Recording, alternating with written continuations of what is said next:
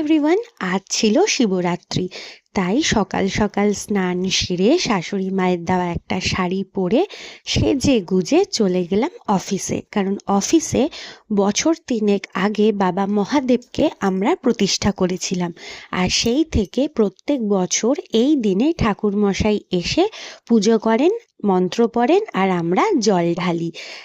ঠাকুরমশাই চলে এসছেন আর এখানে পুজো হয়ে গেল কমপ্লিট। আর তারপরে আমরা ঠাকুরের মাথায় জল ঢেলে দিলাম।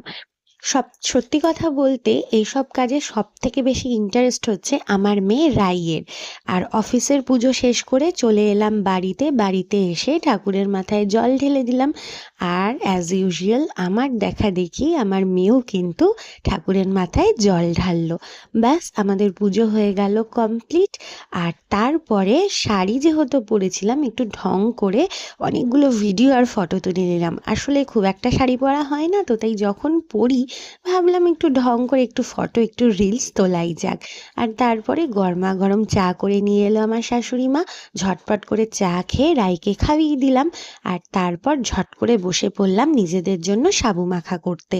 উপোসের পর না এই সাবু মাখা খেতে আমার তো ভীষণই ভালো লাগে। তো আজকের ভিডিওটা এইটুকুনি।